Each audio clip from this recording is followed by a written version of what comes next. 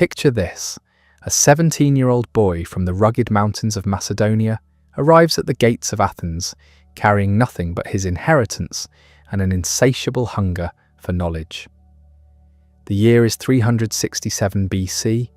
The city buzzes with philosophical debate, political intrigue, and intellectual ferment. This young man has travelled hundreds of miles from his homeland to study under the greatest mind of his generation. His name is Aristotle, and he has no idea that he is about to reshape human understanding forever. What drives a teenager to abandon everything familiar and journey to a foreign city in pursuit of wisdom? What transforms a curious student into the teacher of Alexander the Great, the founder of logic and the architect of Western thought? The story of Aristotle is not just the biography of one man, it is the chronicle of how a single mind can illuminate the darkest corners of human ignorance and lay the foundation for everything we know about science, ethics, politics, and the very nature of existence itself. But here is what makes this story truly extraordinary. Aristotle did not simply absorb the teachings of his master, Plato. He questioned them, challenged them, and ultimately revolutionized them. Where Plato looked upward to eternal forms in a transcendent realm, Aristotle looked downward to the living, breathing world around us. Where Plato sought perfect ideals beyond the physical universe, Aristotle found truth in the messy, complex, ever-changing reality we actually inhabit. By the time you finish this journey through Aristotle's life, you will understand not just who he was, but how his ideas continue to shape every aspect of our modern world. From the scientific method to democratic government, from the way we categorize knowledge to how we think about friendship and happiness, Aristotle's fingerprints are everywhere. And it all began with that teenage boy walking through the gates of Athens, ready to learn everything there was to know. Before we dive into this incredible story, take a moment to like this video and subscribe to the channel. It helps more than you might imagine, and I am genuinely curious where in the world you're joining me tonight. Let me know in the comments. Now, let us travel back 24 centuries to witness the birth of a mind that would change everything. Aristotle was born in 384 BC in Stagira, a small Greek colonial city perched on the Chalcidice Peninsula in northern Macedonia. This was not the sophisticated Athens of Pericles or the military might of Sparta. This was frontier territory, a place where Greek culture met the broader Macedonian world. The timing of his birth was perfect, arriving during what historians call the golden age of Greek philosophy, when human reason was being applied to every conceivable question about existence, knowledge, and the good life. His father, Nicomachus, was no ordinary provincial doctor. He served as the personal physician to Amyntas III, the king of Macedonia and grandfather of the future Alexander the Great. This connection to the Macedonian royal court would prove crucial throughout Aristotle's life, opening doors and creating opportunities that shaped his destiny.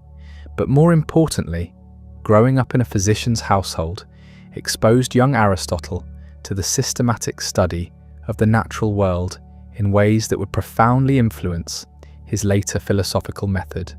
Imagine watching your father dissect cadavers, catalogue symptoms, and prescribe treatments based on careful observation rather than superstition or tradition.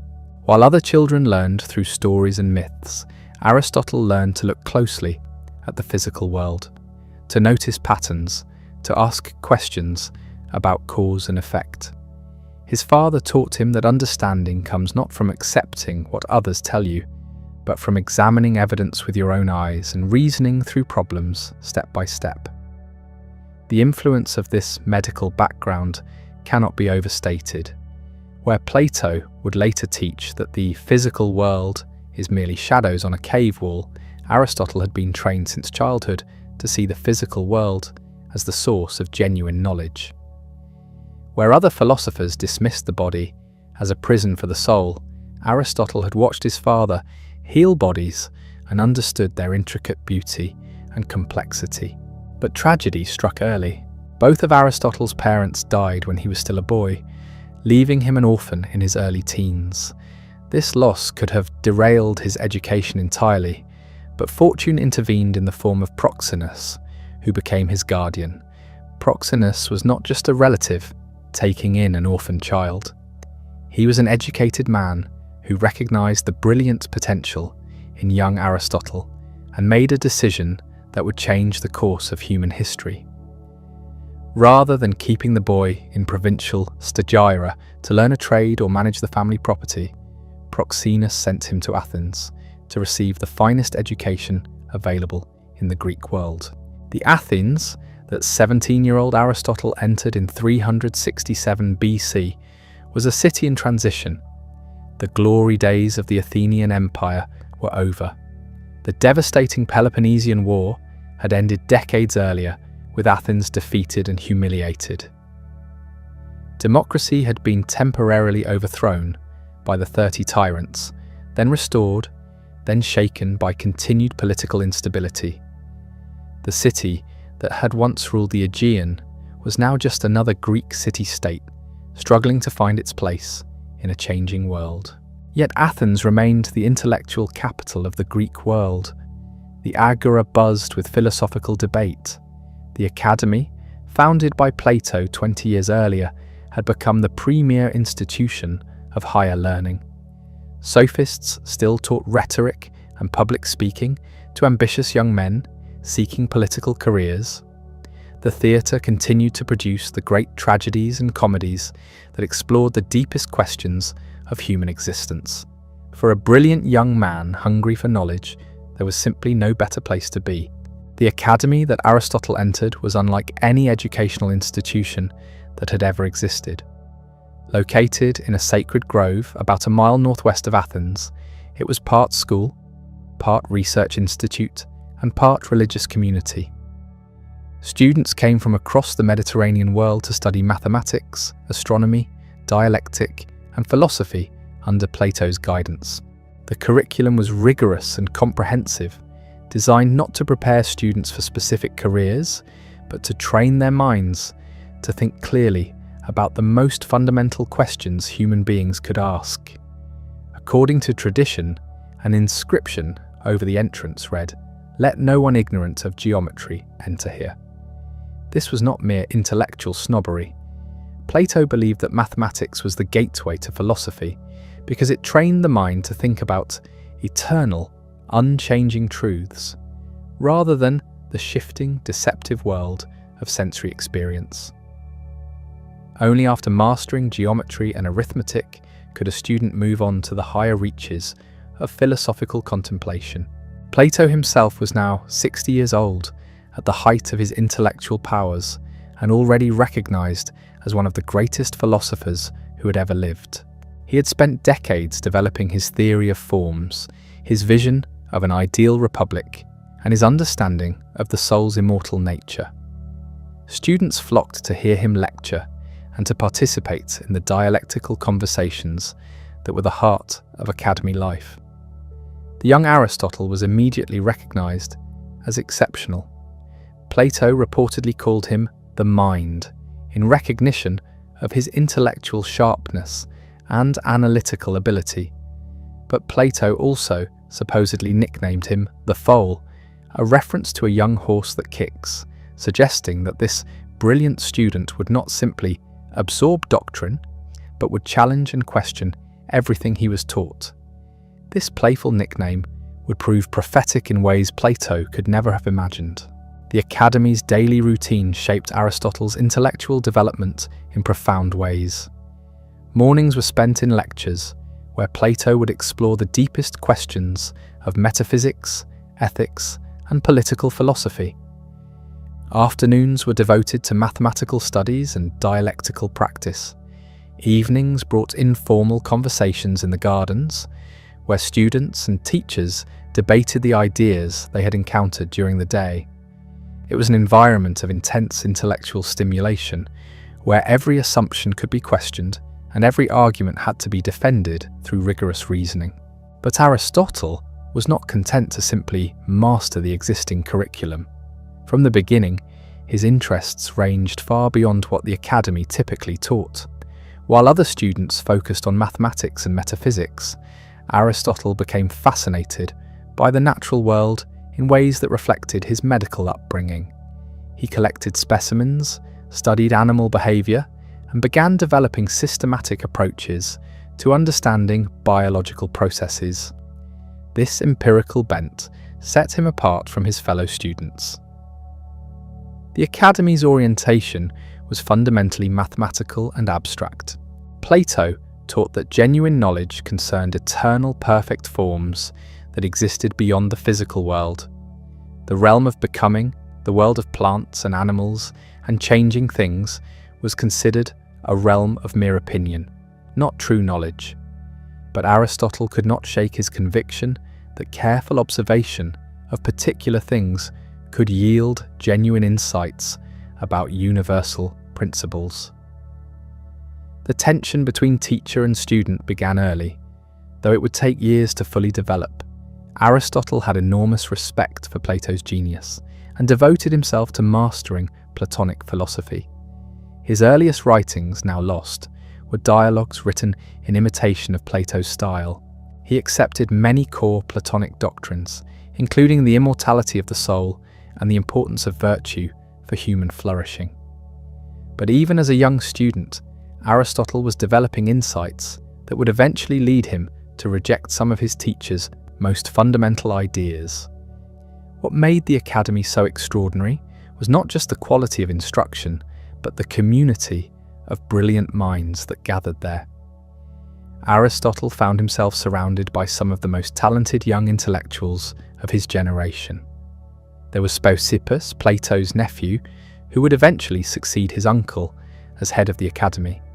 There was Xenocrates, who combined mathematical precision with mystical insight.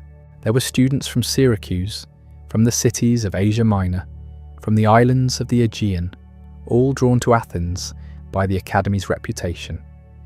These were not passive students sitting in lectures and taking notes. The Academy encouraged debate, disagreement, and intellectual exploration. Students were expected to develop their own ideas, to push beyond what their teachers had taught them, to make original contributions to human knowledge. It was in this environment of rigorous intellectual freedom that Aristotle began to develop the distinctive approach to philosophy that would eventually make him one of the most influential thinkers in human history. Years passed. Aristotle mastered the Academy's curriculum and became one of Plato's most trusted associates. He was no longer just a student but a teacher himself, leading discussions and mentoring younger pupils. His reputation for brilliance spread throughout the intellectual community of Athens. But beneath the surface, fundamental disagreements with Platonic orthodoxy were growing. The young man who had arrived as an eager 17-year-old was becoming an independent philosopher with his own vision of how human knowledge should be pursued. The transformation was gradual but inexorable. Where Plato emphasized the eternal and unchanging, Aristotle became increasingly fascinated by change, growth, and development. Where Plato looked for perfect mathematical relationships, Aristotle studied the messy complexity of biological processes. Where Plato sought to escape the world of appearances and ascend to pure reason, Aristotle wanted to understand how reason could make sense of the world we actually experience through our senses. For 20 years, Aristotle remained at the Academy, learning, teaching, and slowly developing the philosophical system that would revolutionize human thought. But forces beyond the philosophical were at work. Political tensions between Athens and Macedonia were growing. Plato was aging, and questions about the Academy's future leadership were becoming pressing. And in the northern kingdom of Macedonia, a young prince named Alexander was approaching the age when he would need the finest education available in the Greek world. The stage was being set for the next phase of Aristotle's extraordinary journey, when the provincial doctor's son would become tutor to the future conqueror of the world. The relationship between Plato and Aristotle during these 2 decades was complex. evolving from simple teacher-student to something more like intellectual, equals engaged in profound philosophical dialogue. As Aristotle matured, he began to voice disagreements that went to the very heart of Platonic philosophy. These were not the rebellious challenges of a young student trying to make his mark, but the carefully reasoned objections of a brilliant mind that had fully grasped his teacher's system and found it wanting. The most fundamental disagreement concerned the nature of reality itself. Plato's theory of forms posited that true reality consisted of perfect, eternal archetypes existing in a transcendent realm beyond the physical world. Everything we see and touch, according to this view, is merely an imperfect copy of these perfect forms. The form of horse exists eternally and perfectly, while individual horses are pale shadows that participate in this ideal but never fully embody it. Aristotle found this explanation both unnecessary and problematic. His medical background had taught him to trust careful observation, and his observations convinced him that individual things were not pale copies of perfect templates, but were real in their own right. When he studied a particular horse, he was not seeing a shadow of some perfect horse existing elsewhere. He was seeing a genuine substance with its own nature, its own principles of growth and development, its own reality. This led Aristotle to develop what would become one of his most revolutionary insights. Instead of looking beyond the physical world for explanations, he looked within it. The essence of horseness was not located in some separate realm of forms. It was embedded in individual horses themselves, in their structure, their behavior, their biological processes. Universal concepts like horse or justice or beauty were not independent entities, but were patterns that the mind could abstract from careful study of particular things.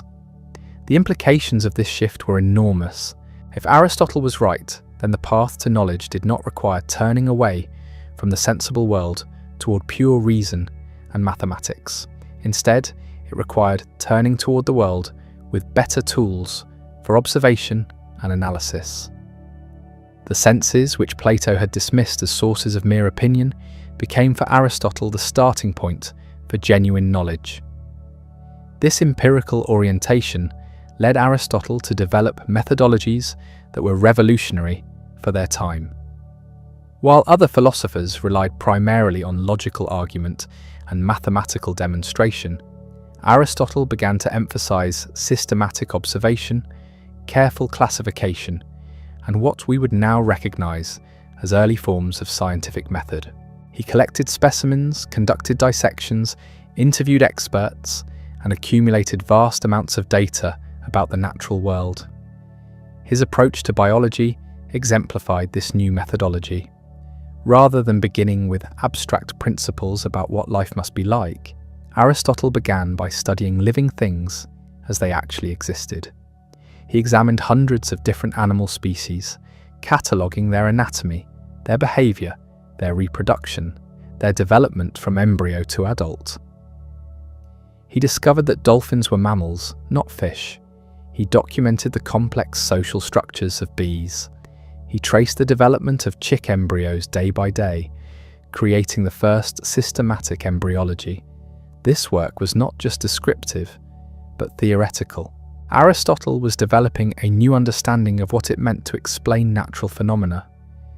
Instead of appealing to mathematical relationships or transcendent forms, he focused on what he called the four causes. To truly understand anything, you needed to know its material cause, what it was made of, its formal cause, what kind of thing it was, its efficient cause, what brought it into being, and its final cause, what purpose or goal it served. This framework allowed Aristotle to make sense of change and development in ways that Platonic philosophy could not. A seed becoming a tree was not a pale copy trying to approximate some perfect tree existing elsewhere. It was a substance actualizing its own internal potential, guided by its own nature toward its own natural end. Change was not movement away from perfection, but the fulfillment of inherent possibilities. The Academy community watched these developments with fascination and growing concern. Here was Plato's most brilliant student, systematically dismantling key elements of Platonic doctrine. The debates between teacher and student must have been intense, carried out in the garden paths where Plato had walked for decades, surrounded by students who were witnessing the birth of a new philosophical approach. Yet despite their fundamental disagreements, the relationship between Plato and Aristotle remained respectful and even affectionate. Aristotle later wrote that Plato was a man whom it would be impious for bad men even to praise, and who first showed clearly, both in his life and in his methods of reasoning, how to be good and happy at the same time. Even as he rejected the theory of forms, Aristotle never forgot his debt to the teacher, who had trained his mind and shaped his character. The tension came to a head in 347 BC, when Plato died at the age of 80. The question of succession at the Academy became pressing, and many assumed that Aristotle, as the most brilliant of Plato's students, would naturally become the new head of the school. But the choice fell instead to Speusippus, Plato's nephew. Whether this decision was based on family loyalty, political considerations, or genuine philosophical disagreements about the direction the Academy should take, we cannot know for certain. What we do know is that Aristotle chose not to remain at the Academy under Speusippus's leadership. Perhaps he felt that his philosophical views had diverged too far from Platonic orthodoxy. Perhaps he sensed that Athens was becoming increasingly hostile to Macedonians as tensions between the city-states grew. Or perhaps he simply felt ready to establish his own philosophical school based on his own distinctive approach to knowledge. Whatever the reasons, Aristotle left Athens in 347 BC, beginning a period of travel and exploration that would further develop his empirical methodology and bring him into contact with new intellectual influences. His first destination was Assos, a Greek city on the coast of Asia Minor, where he had been invited by Hermias, the ruler of the territory and a former fellow student at the Academy. Hermias was an unusual figure, a eunuch who had risen from slavery to become the tyrant of Assos and the surrounding region. But he was also a philosopher, deeply influenced by Platonic ideals about the possibility of rule by wisdom rather than mere force. He had gathered around him a circle of philosophers and was attempting to put philosophical principles into practice in his governance. For Aristotle, this was an opportunity to observe firsthand how philosophical theory might be applied to political reality. The 3 years Aristotle spent in Assos were formative in ways that went beyond philosophy. He married Pythias, either the daughter or niece of Hermias, a union that brought him both personal happiness and political connections. He also continued his biological research, taking advantage of the rich marine life along the Asia Minor coast to extend his studies of animal behavior and development. But the political situation in the region was precarious. The Persian Empire, under its energetic king Artaxerxes III, was reasserting control over the Greek cities of Asia Minor. Hermias found himself caught between his loyalty to Greek independence and the overwhelming military power of Persia. When he was eventually captured by Persian forces and executed for his resistance, Aristotle found himself in a dangerous position as a known associate of a man the Persians considered a traitor. Once again, Aristotle was forced to leave a place that had become home.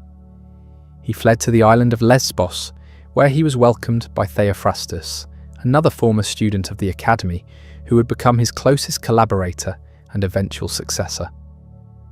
Lesbos provided a perfect environment for Aristotle to continue his biological research.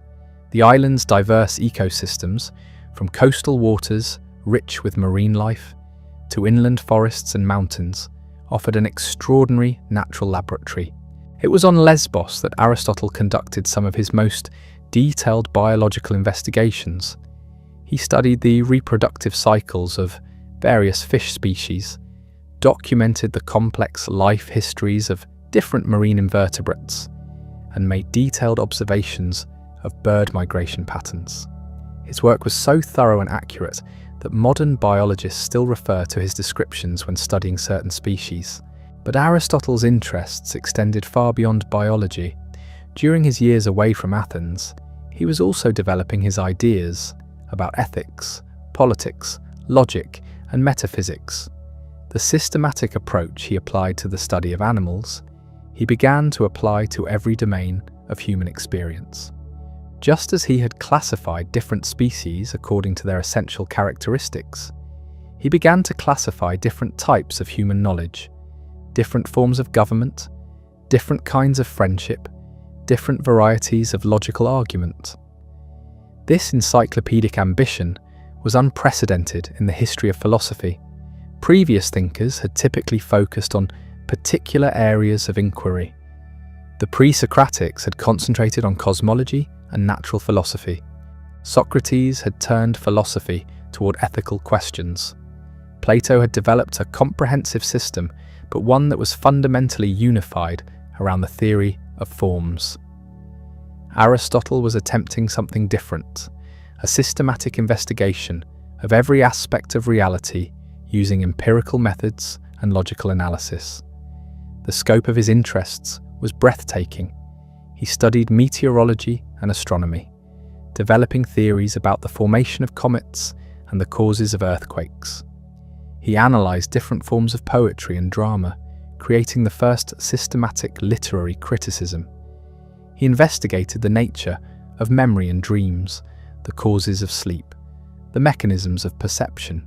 He examined different types of friendship and love, different forms of courage and justice, different varieties of political constitution. Each investigation was conducted with the same methodical approach. Begin with careful observation of the phenomena. Collect and analyze the opinions of previous thinkers. Identify the key problems and contradictions that need to be resolved. Develop definitions and classifications that capture the essential features of what is being studied. Construct logical arguments that move from secure premises to reliable conclusions. Test the results against further observation and experience. This methodology would eventually revolutionize human knowledge, but it was still developing during Aristotle's years of travel and research. The full flowering of his system would come later, when he returned to Athens and established his own school. But the foundations were being laid during these years of exile and exploration, as he learned to apply systematic rational inquiry to every domain of human experience. Meanwhile, events in the wider Greek world were moving toward a transformation that would reshape the entire Mediterranean region. In Macedonia, King Philip II was building the most effective military machine the world had ever seen. His innovations in tactics, siege warfare, and military organization were allowing him to dominate Greek politics in ways that no previous Macedonian ruler had managed. City-states that had maintained their independence for centuries were being forced to acknowledge Macedonian hegemony. And Philip's son Alexander was approaching adulthood.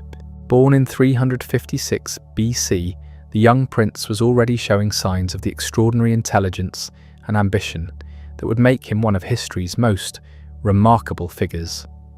But his education had been entrusted to various tutors whose abilities Philip found inadequate for a future king who might rule over vast territories and diverse peoples. Philip needed someone who could provide Alexander with the finest education available in the Greek world. Someone who understood not just philosophy and mathematics, but also biology, politics, ethics, and the practical arts of governance. Someone who combined theoretical knowledge with practical experience, scholarly depth with worldly sophistication. In 343 BC, he made a decision that would bring together two of history's most extraordinary minds. He summoned Aristotle to become tutor to the future Alexander the Great. The invitation from Philip II arrived at a moment when Aristotle's life had reached a crossroads. He was 41 years old, no longer the eager student who had first walked through the academy's gates, but not yet the established master he would become. His years of research and travel had given him unprecedented knowledge of the natural world and a revolutionary approach to philosophical inquiry. Yet he remained intellectually homeless, cut off from the academy where he had spent his formative decades, uncertain about where his investigations would lead him next. Philip's offer was extraordinary in its scope and implications. The Macedonian king was not simply seeking a conventional tutor to teach his son rhetoric and mathematics. He wanted someone who could prepare Alexander for a destiny that Philip himself was only beginning to envision. Macedonia was poised to dominate the Greek world, and beyond Greece lay the vast Persian Empire, ripe for conquest. The education of the future king needed to match the magnitude of the opportunities that lay ahead. For Aristotle, the invitation represented both an incredible opportunity and a significant risk. Accepting would mean returning to Macedonia, the land of his birth, but also a kingdom viewed with suspicion and hostility by many Greeks. It would mean abandoning his research projects and taking on responsibilities that might consume years of his life. But it would also mean access to resources and influence that no philosopher had ever enjoyed. And it would mean the chance to test his ideas about ethics and politics in the most practical way possible, by shaping the mind of someone who might rule the world. The decision to accept reveals something fundamental about Aristotle's character and intellectual ambitions. Unlike Plato, who had retreated from political engagement after his disastrous experiences in Syracuse, Aristotle believed that philosophical wisdom should engage with practical reality. His biological research had taught him that understanding required not just theoretical analysis, but careful observation of how things actually functioned in the real world. Now he had the opportunity to observe and influence the development of a future ruler from the closest possible vantage point. The arrangement Philip proposed was generous beyond anything Aristotle could have expected. The philosopher would be provided with a staff of assistants and access to the royal library. More remarkably, Philip promised to rebuild Stagira, Aristotle's hometown, which had been destroyed during earlier military campaigns. The citizens who had been sold into slavery would be freed and allowed to return. It was an offer that combined professional opportunity with personal vindication in ways that must have seemed almost too good to be true. In 343 BC, Aristotle travelled north to Pella, the capital of Macedonia, to begin what would become one of the most famous teacher-student relationships in history. The Macedonia he encountered was a kingdom in the midst of extraordinary transformation. Under Philip's leadership, it had evolved from a backward mountain principality into the most powerful military force in the Greek world. The court at Pella buzzed with activity as diplomats, generals, and administrators managed the complex business of expansion and consolidation. Alexander was 13 years old when Aristotle arrived, already showing signs of the remarkable intelligence and fierce ambition that would define his adult life. He was physically small but intensely energetic, with the piercing gaze and quick movements that would later intimidate kings and generals. His mother, Olympias, had filled his childhood with stories of heroic ancestors and divine destiny. His father had begun his military education, teaching him tactics and strategy. But his intellectual development had been left to a series of tutors whose abilities had not satisfied Philip's grand ambitions for his heir. The relationship between the middle-aged philosopher and the teenage prince began cautiously. Aristotle was dealing with a student unlike any he had encountered at the academy. Alexander was brilliant, but his intelligence was restless and impatient.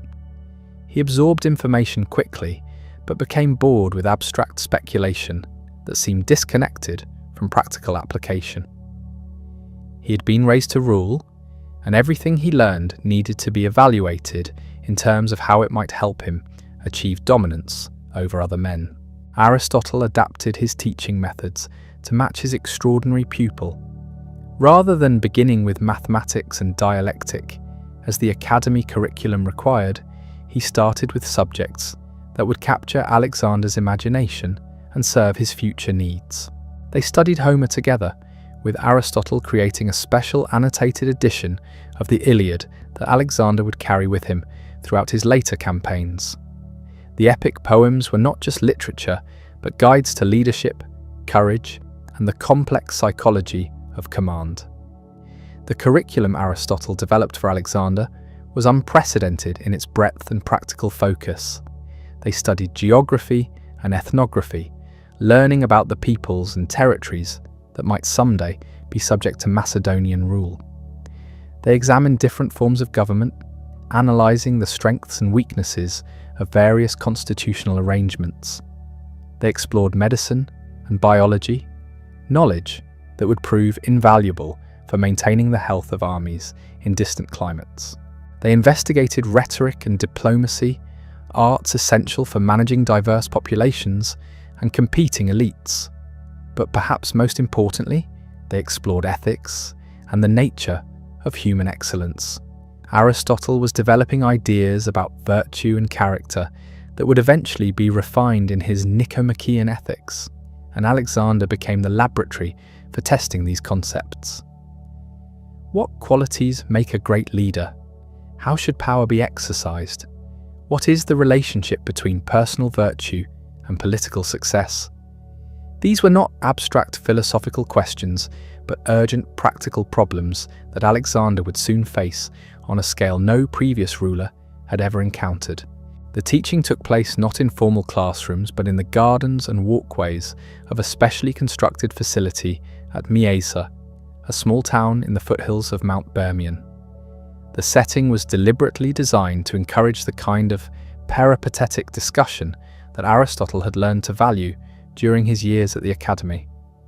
Teacher and student would walk together for hours, examining specimens, debating questions, testing ideas against experience and observation. Other young Macedonian nobles joined these educational sessions, creating a small community of future leaders who would eventually help Alexander conquer and govern his vast empire. Among them were Hephaestion, who would become Alexander's closest friend and most trusted general, and Ptolemy, who would eventually rule Egypt as one of the successor kingdoms. These young men absorbed not just specific knowledge, but a way of thinking about problems that combined theoretical sophistication with practical application. The influence flowed in both directions. While Aristotle was shaping Alexander's intellectual development, the experience of teaching a future conqueror was also transforming Aristotle's own philosophical outlook. His ethical and political theories were being tested against the realities of power in ways that purely academic speculation could never achieve. His understanding of human nature was being refined through close observation of exceptional individuals operating under extraordinary pressures. The relationship was not without tensions. Alexander's temperament was fundamentally different from the contemplative ideal that Aristotle admired. The prince was driven by ambition for glory and conquest that sometimes conflicted with the philosopher's emphasis on moderation and rational reflection. Alexander wanted to surpass the heroes of legend, to achieve immortal fame through unprecedented accomplishments. Aristotle valued the quiet satisfaction of understanding truth for its own sake. These differences would become more pronounced as Alexander matured and began to assert his independence. But during the early years of their association, the collaboration was remarkably productive. Aristotle was learning to communicate complex philosophical ideas in ways that could guide practical decision-making. Alexander was developing intellectual habits and analytical skills that would serve him well when he inherited the most challenging political and military responsibilities of his age. The education extended far beyond formal lessons. Aristotle encouraged Alexander to collect specimens and artifacts from distant regions. laying the foundation for what would become the first systematic program of scientific exploration in European history.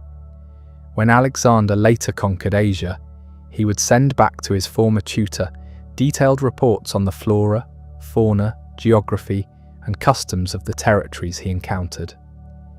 This collaboration between philosopher and conqueror would produce the most comprehensive body of empirical knowledge about the natural world that had ever been assembled. The political dimensions of the relationship were equally important.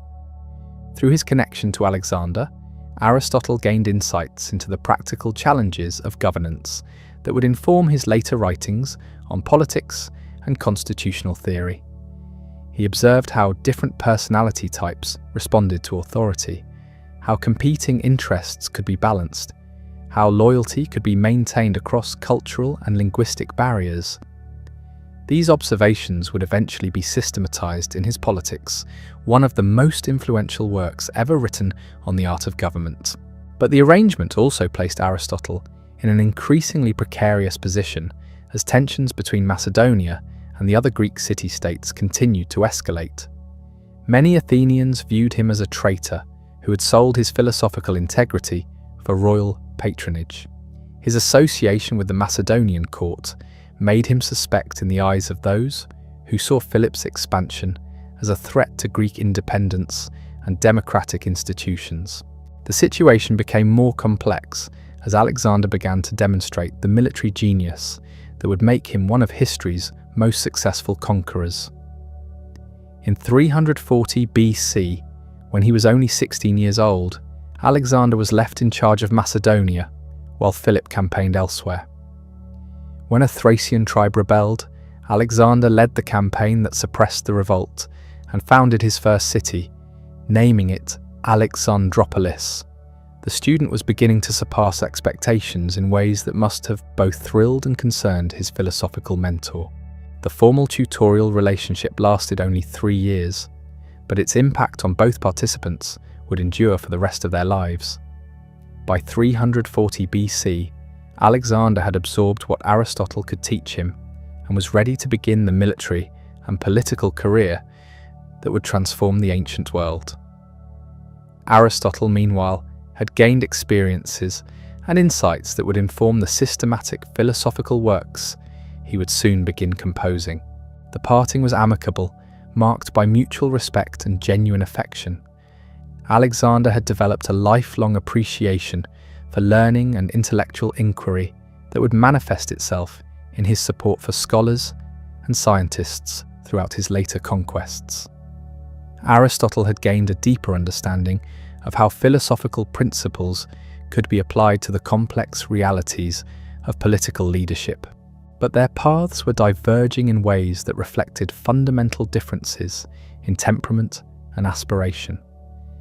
Alexander was drawn toward the pursuit of glory through military conquest and empire building.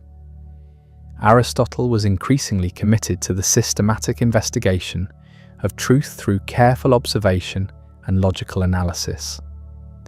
The former student would spend the next 13 years conquering most of the known world. The former teacher would spend his remaining years creating the intellectual framework that would guide human inquiry for the next 2 millennia. The relationship would face severe strains in the years ahead, as Alexander's methods of rule began to conflict with the ethical principles Aristotle had tried to instill. But the foundation of mutual respect and intellectual collaboration established during those 3 years at Mysa would influence both men for the rest of their lives. Alexander would carry Aristotle's annotated Iliad with him to the ends of the earth. Aristotle would draw on his observations of Alexander's character and career in developing his theories about the nature of political leadership and moral excellence. In 336 BC, Philip II was assassinated at his daughter's wedding, and 20-year-old Alexander inherited the throne of Macedonia and the leadership of the Greek coalition Philip had assembled. The young king moved quickly to consolidate his power, suppress rebellions, and prepare for the invasion of the Persian Empire that his father had planned. The greatest military adventure in ancient history was about to begin. For Aristotle, Philip's death marked the end of one chapter and the beginning of another. His royal patron was gone, and his former student was now embarked on a career that would take him far from the intellectual concerns they had shared.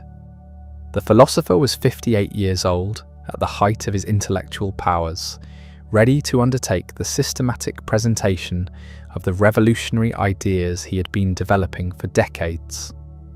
It was time to return to Athens and establish the school that would become his lasting monument to human reason and inquiry. In 335 BC, Aristotle made the decision that would define the final phase of his extraordinary career. At 59 years old, with decades of research behind him and revolutionary ideas demanding systematic presentation, he returned to Athens to establish his own school. The city he encountered was vastly different from the one he had left as a young man nearly 30 years earlier.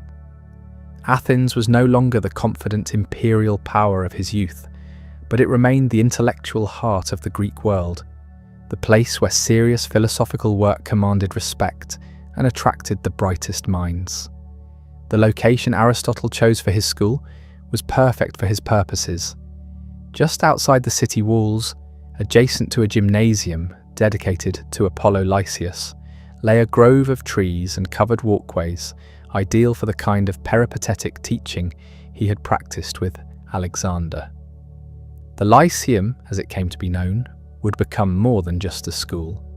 It would evolve into the world's first comprehensive research institution, a place where systematic investigation of every domain of human knowledge would be pursued with unprecedented rigor and scope. The contrast with Plato's academy was deliberate and profound. Where the academy had focused primarily on mathematics and abstract philosophical speculation, the Lyceum would embrace empirical investigation of the natural world. Where Plato had looked beyond the physical realm for ultimate truth, Aristotle would find reality in the careful study of particular things as they actually existed.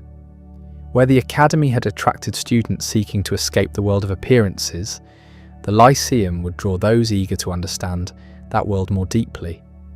The physical layout of the school reflected these philosophical differences.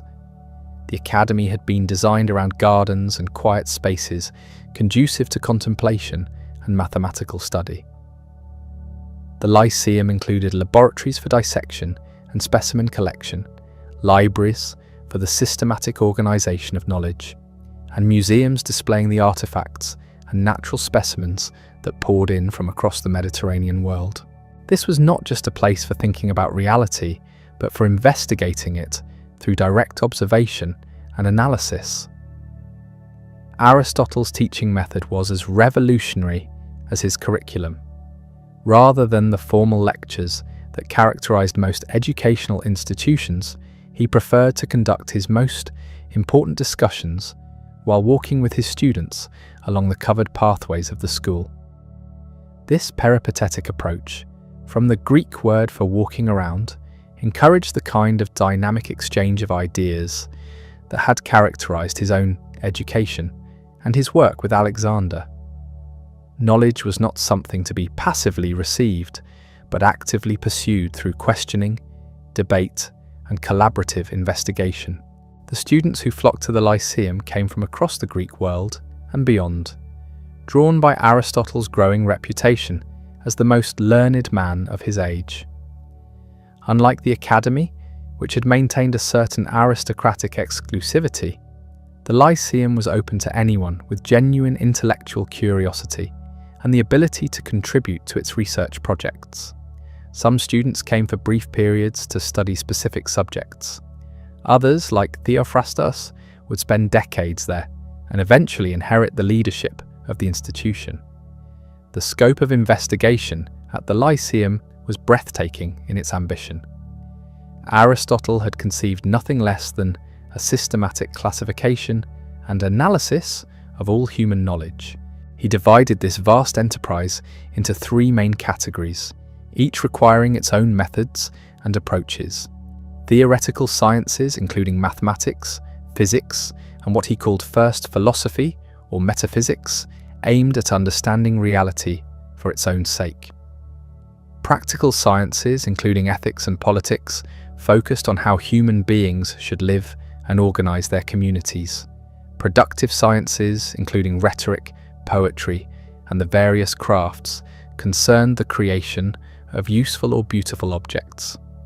Within each category, Aristotle and his collaborators pursued investigations with a thoroughness that had never been attempted before. In biology, they collected and classified hundreds of species, conducted systematic dissections, and developed theories of reproduction and development that would remain authoritative for centuries. In physics, they analysed motion, change, and the fundamental constituents of matter. In psychology, they explored the nature of perception, memory, and thought.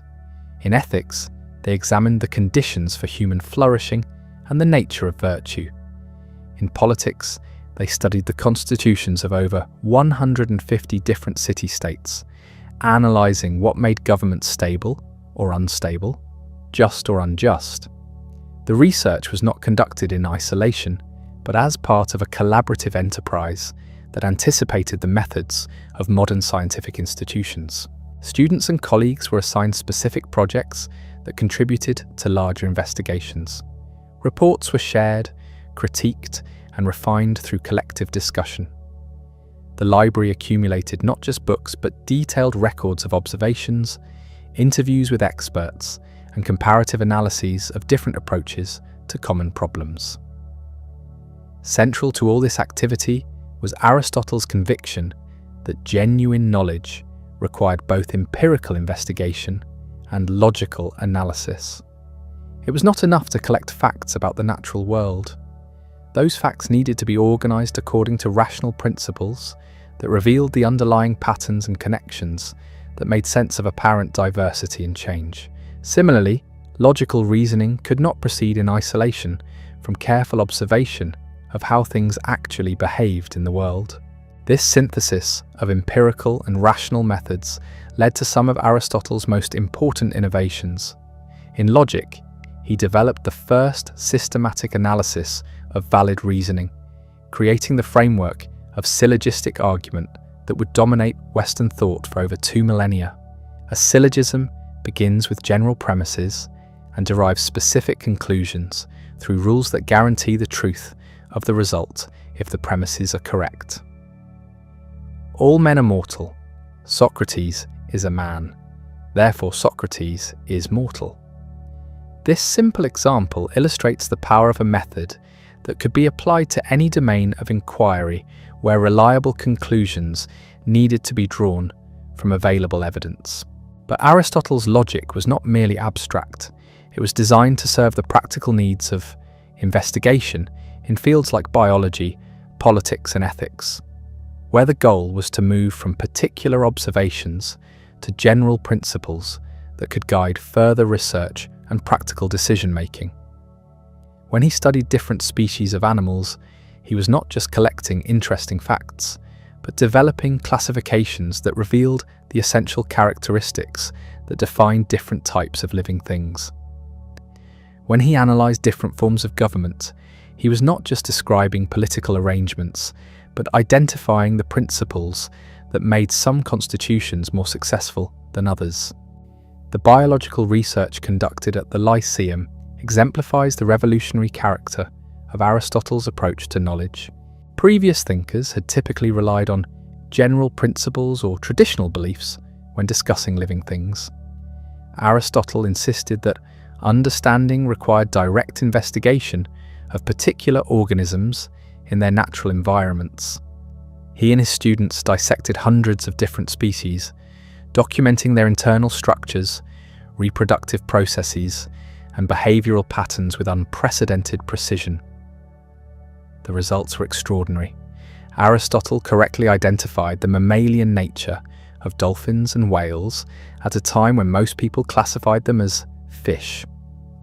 He provided detailed descriptions of the reproductive cycle of sharks, including the discovery that some species give birth to live young rather than laying eggs. He documented the complex social organization of bee colonies, recognizing the central role of what he called the king bee, actually the queen, in maintaining the unity of the hive. More importantly, these particular observations led to general theories about the nature of life that would influence biological thinking for centuries. Aristotle developed the first systematic classification of living things, organizing them into a hierarchy that moved from the simplest forms to the most complex. He formulated principles of embryonic development, tracing how complex organisms emerged from simple beginnings through processes of growth and differentiation. He analyzed the relationships between form and function, showing how the structures of different organisms were adapted to their particular ways of life.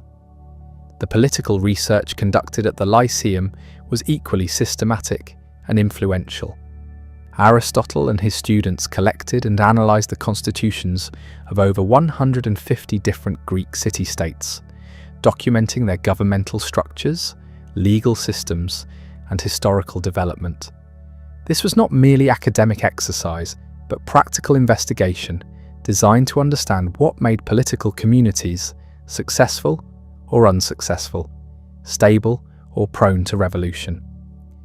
The results of this research were synthesized in Aristotle's Politics, a work that remains one of the most influential analyses of government ever written. Unlike Plato's Republic, which had outlined an ideal city that existed only in theory, Aristotle's Politics examined actual political systems and drew practical conclusions about how they could be improved. He identified three basic types of government: monarchy, aristocracy, and democracy, and analysed the conditions under which each could function effectively or degenerate into tyranny, oligarchy, or mob rule.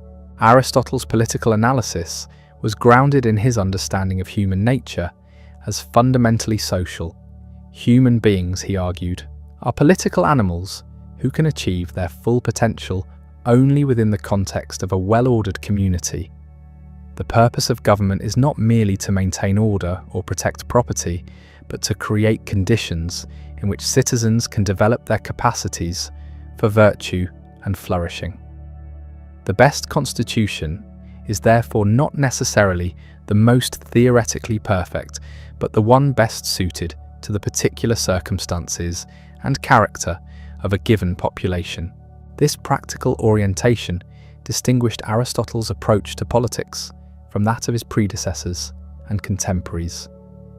Where Plato had imagined philosopher kings ruling according to perfect knowledge of eternal forms, Aristotle focused on how actual human beings, with mixed motives and limited understanding, could create institutions that promoted the common good. Where some thinkers advocated pure democracy as the expression of popular will, Aristotle warned of the dangers of mob rule and advocated mixed constitutions that balanced different interests and prevented any single group from dominating others. The ethical investigations conducted at the Lyceum were perhaps even more influential than the political research. Aristotle's approach to ethics was characteristically practical, focused not on abstract definitions of good and evil, but on the concrete question of how human beings could live fulfilling lives. His Nicomachean Ethics, probably named after his son Nicomachus, remains one of the most widely read works of moral philosophy ever written. The central insight of Aristotelian ethics is that virtue is not a matter of following rules or achieving some transcendent state of perfection, but of developing excellent character traits that enable a person to flourish as a human being. Virtues like courage, generosity, and justice are not abstract ideals but practical dispositions that must be cultivated through practice and habit. A person becomes virtuous not by studying virtue, but by acting virtuously until virtuous action becomes second nature. This emphasis on practice and habituation led Aristotle to some of his most psychologically acute observations about human development. Children are not born virtuous or vicious, but acquire moral character through the examples they observe and the behaviours that are encouraged or discouraged by their communities.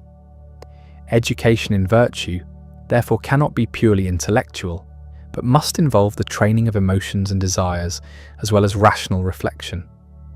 The goal is not to suppress passion in favour of reason, but to achieve a harmonious integration of all aspects of human personality. The concept of the mean, perhaps Aristotle's most famous contribution to ethical theory, illustrates this integrated approach to virtue.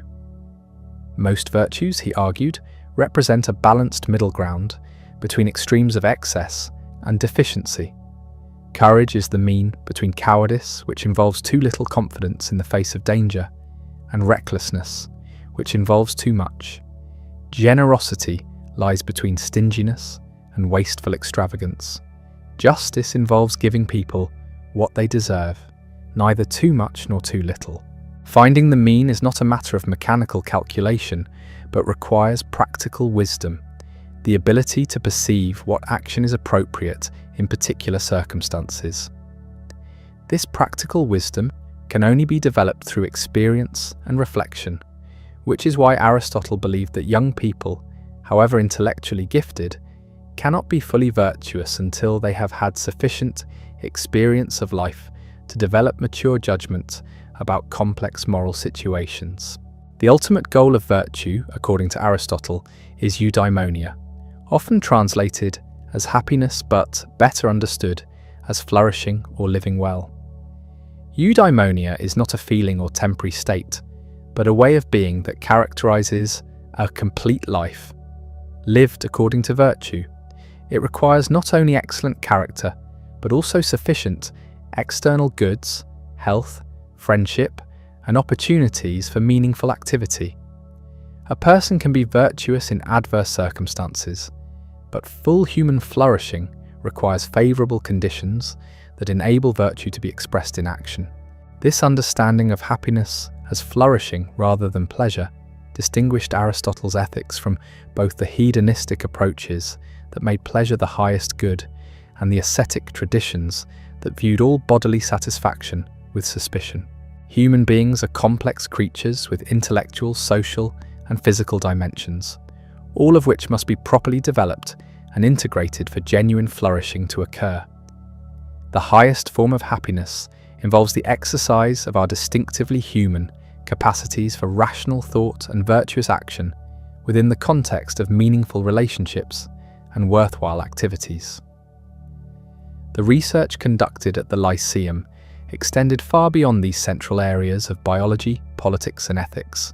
Aristotle and his collaborators made significant contributions to astronomy, meteorology, psychology, literary criticism, and what we would now call sociology and anthropology.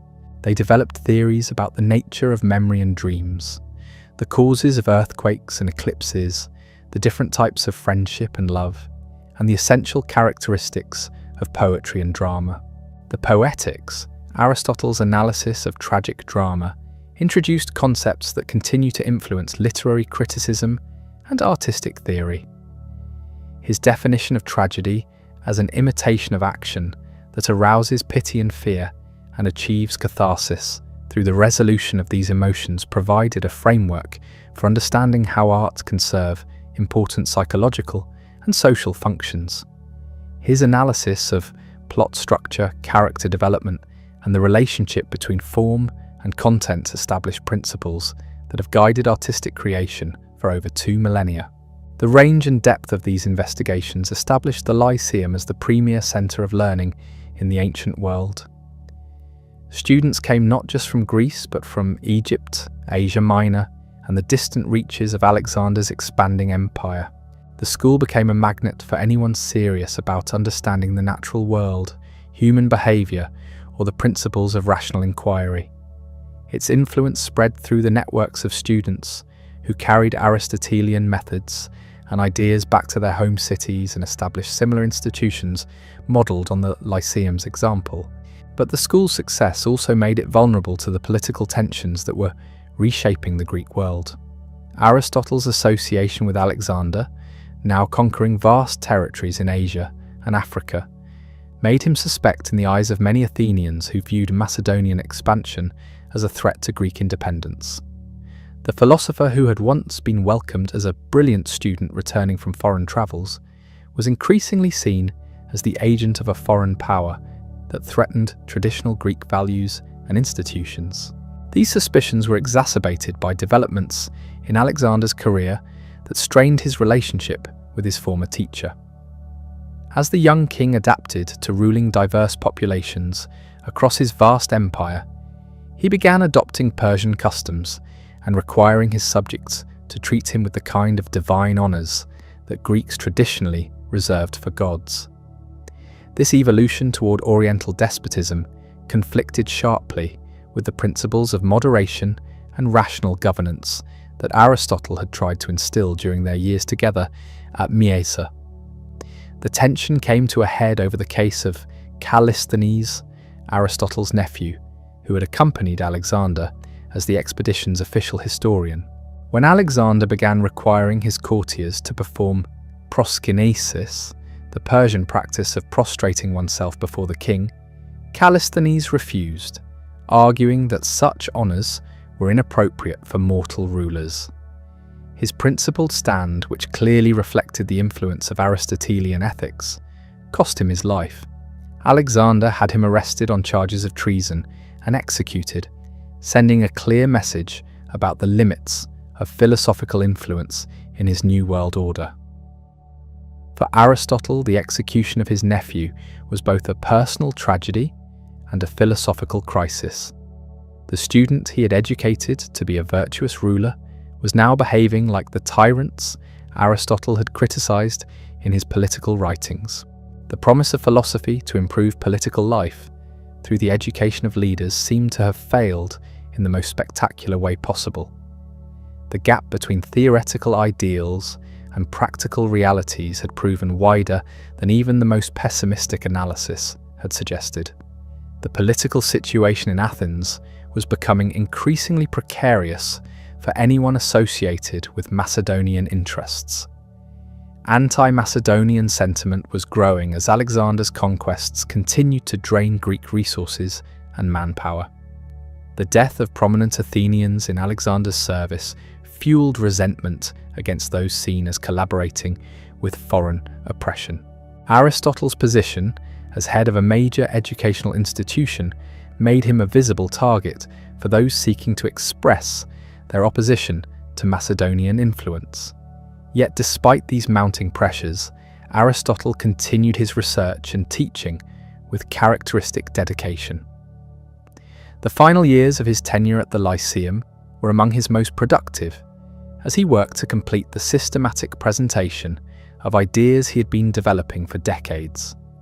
The treatises that emerged from this period would become the foundation texts of Western philosophy and science, works whose influence would extend far beyond anything their author could have imagined. The Metaphysics, perhaps his most challenging and influential work, tackled the fundamental question of what it means for something to exist.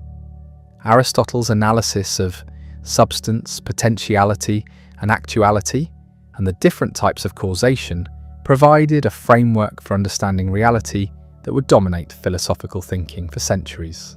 His critique of Plato's theory of forms was definitive, showing that universal concepts could be explained without positing a separate realm of perfect archetypes. His development of the concept of the unmoved mover as the ultimate source of motion and change in the universe would later be adapted by medieval theologians as a philosophical proof for the existence of God. The Physics examined the nature of motion, time, space, and change with unprecedented systematic rigor. Aristotle's analysis of the conditions necessary for motion, his critique of the concept of void space, and his understanding of time as the measure of change provided the conceptual foundations for scientific thinking about the natural world. Although many of his specific conclusions would later be overturned by modern science, his approach to these problems and the questions he raised continued to guide scientific inquiry long after his answers had been superseded. The logical treatises, later collected under the title Organon or Tool, provided the first systematic analysis of valid reasoning. Aristotle's development of syllogistic logic, his analysis of different types of premises and conclusions, and his identification of logical fallacies created the intellectual tools that would be essential for rigorous thinking in any field. The principles he established would remain the foundation of logical education until the development of modern symbolic logic in the 19th and 20th centuries. As these works neared completion, Aristotle must have been aware that he was creating something unprecedented in the history of human thought. Never before had anyone attempted such a comprehensive and systematic analysis of all the major domains of knowledge. Never had empirical investigation been combined with logical rigor on such a scale. Never had philosophical reflection been so thoroughly grounded in detailed observation of particular phenomena while maintaining focus on the universal principles that made such phenomena intelligible. The achievement was remarkable, not just for its scope but for its integration. Despite covering everything from biology to metaphysics, from ethics to literary criticism, Aristotle's work maintained a consistent methodological approach and a coherent vision of what it meant to understand something rationally. The same principles of careful observation, logical analysis, and systematic classification that guided his study of animal species also informed his investigation of political constitutions, moral virtues, and the nature of being itself.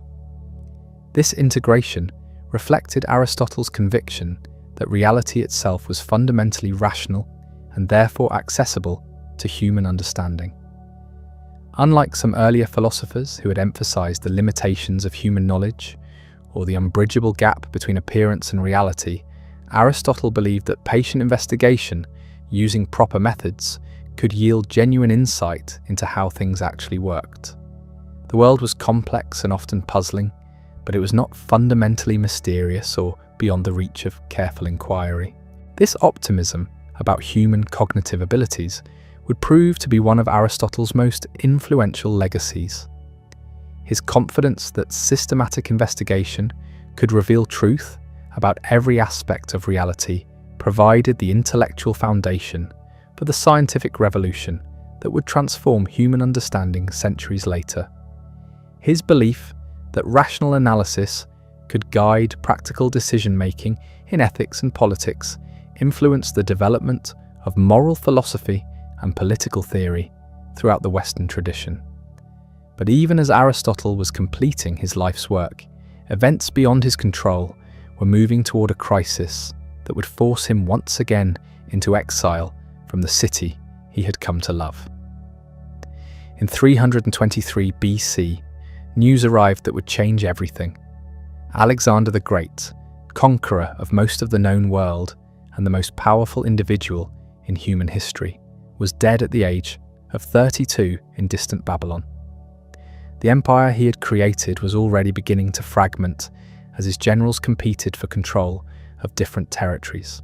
For Athens, Alexander's death represented an opportunity to reassert independence from Macedonian control. Anti-Macedonian sentiment, long suppressed by fear of Alexander's power, erupted into open rebellion. The Lamian War began as Athens and other Greek cities attempted to throw off the foreign domination that had constrained their freedom for decades. For Aristotle, the political transformation was potentially catastrophic. His association with Alexander, his Macedonian origins, and his position as head of a major educational institution made him an obvious target for Athenian anger against everything connected to foreign rule. The charges that were soon brought against him were ominously familiar, almost identical to those that had been used against Socrates over 70 years earlier. Impiety toward the gods of Athens and corrupting the youth of the city. The parallel was deliberate and threatening. Everyone remembered what had happened to Socrates when he had been convicted on similar charges. The philosopher, who had spent decades contributing to Athenian intellectual life through his teaching and research, was now being treated as an enemy of the city whose knowledge and methods he had helped to advance. Faced with the choice between staying to defend himself in court or leaving Athens to avoid the fate of his predecessor, Aristotle made a decision that revealed both his practical wisdom and his commitment to the philosophical life he had spent decades building. Unlike Socrates, who had chosen to remain and accept whatever judgment the city imposed, Aristotle chose exile. According to later tradition, he explained this decision by saying he would not allow Athens to sin twice against philosophy. In 322 BC, at the age of 62, Aristotle left Athens for the final time, taking with him the manuscripts and research materials that represented the work of a lifetime. His destination was Chalcis, on the island of Euboea, where his mother's family had property and where he could find refuge from the political turmoil that was consuming the Greek world. The school he had built over 13 years, the institution that had become the most important centre of learning in the Mediterranean world, was left in the capable hands of Theophrastus, his most devoted student and collaborator. The exile was brief but symbolically significant. The philosopher who had attempted to understand every aspect of human experience, who had created the intellectual tools that would guide rational inquiry for millennia, had been rejected by the very city that had benefited most from his contributions. The tension between philosophical investigation and political loyalty, between the pursuit of truth and the demands of civic solidarity, had proven irreconcilable in ways that foreshadowed conflicts that would persist throughout the history of intellectual life. Less than a year after his arrival in Chalcis, Aristotle died of a stomach ailment that had troubled him for years. He was 62 years old, having lived long enough to complete the systematic presentation of his revolutionary approach to knowledge, but not long enough to see how profoundly his ideas would transform human understanding. His will, preserved by ancient biographers, reveals a man who remained devoted to his family and students, even in his final moments, providing for the care of his dependents and the continuation of his philosophical work. The death of Aristotle marks the end of the most productive period in the history of ancient philosophy. The century and a half that had seen the work of Socrates, Plato, and Aristotle establish the intellectual foundations of Western civilization. But it also marks the beginning of an influence that would extend far beyond anything achieved by previous thinkers. The systematic and comprehensive character of Aristotle's work, combined with its integration of empirical observation and logical analysis, provided resources that would be drawn upon by every subsequent generation of philosophers, scientists, and scholars. The immediate future of Aristotelian philosophy was secured by the loyalty and competence of Theophrastus, who continued to lead the Lyceum for 36 years after his teacher's death. Under his guidance, the school maintained its commitment to empirical research and systematic investigation, making important contributions to botany, mineralogy, and other natural sciences. The methods and approaches Aristotle had developed were refined and extended by students who carried on the tradition of collaborative investigation that had made the Lyceum the premier research institution of the ancient world. But the ultimate measure of Aristotle's achievement would not be found in the continuation of his school, or even in the preservation of his writings. It would be found in the transformation of human thinking that his work had made possible, a transformation whose full implications would only become apparent over the centuries that followed his death. The boy from Stagira, who had arrived in Athens with nothing but curiosity and determination, had created the intellectual framework that would guide human inquiry into every aspect of reality, from the smallest details of animal behaviour to the largest questions about the nature of existence itself. But even as Theophrastus worked to preserve the institutional legacy of the Lyceum, the intellectual revolution Aristotle had initiated was already spreading far beyond the gardens where he had once walked with his students.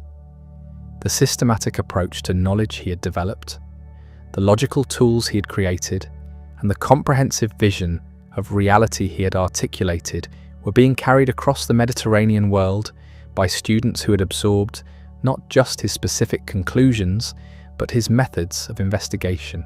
The conquests of Alexander, ironically, had created the perfect conditions for the dissemination of Aristotelian thought.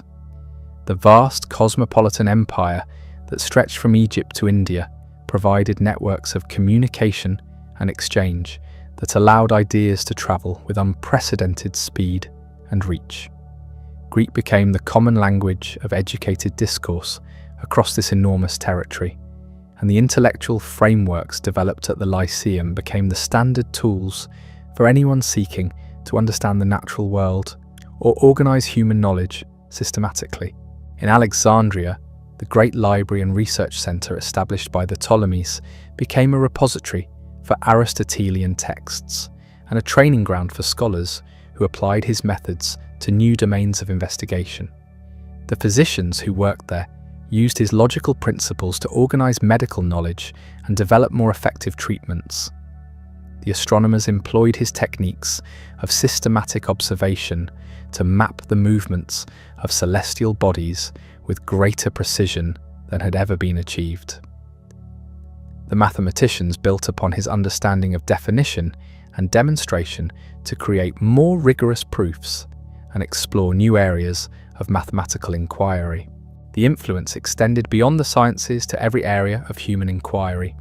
Historians adopted Aristotelian methods of evidence evaluation and causal analysis to create more accurate and systematic accounts of past events. Rhetoricians used his logical principles to construct more persuasive arguments and identify the fallacies that weakened their opponents' cases. Even artists and craftsmen found that his analysis of form and function provided valuable insights into the principles that made their work effective and beautiful. This practical application of Aristotelian ideas was facilitated by the extraordinary pedagogical clarity of his mature works. Unlike many philosophical texts that remained accessible only to specialists, Aristotle's treatises were designed to serve as teaching tools that could transmit complex ideas to students with varying levels of preparation. His systematic approach to definition, his careful progression from basic principles to advanced applications, and his use of concrete examples to illustrate abstract concepts made his work uniquely suitable for educational purposes. The logical treatises proved particularly influential in this regard. The principles of syllogistic reasoning that Aristotle had developed could be learned by anyone willing to work through his systematic presentation, and once mastered, these tools could be applied to virtually any domain where reliable conclusions needed to be drawn from available evidence. Students who might never engage seriously with his metaphysical or ethical theories could still benefit enormously from learning to think more clearly about the relationships between premises and conclusions in their own fields of interest. This widespread adoption of Aristotelian methods created what might be called the first truly scientific culture in human history. For the first time, large numbers of people across diverse fields were employing similar approaches to investigation and analysis. They shared common standards for what counted as evidence, similar expectations about the relationship between observation and theory, and comparable techniques for organizing and communicating their findings.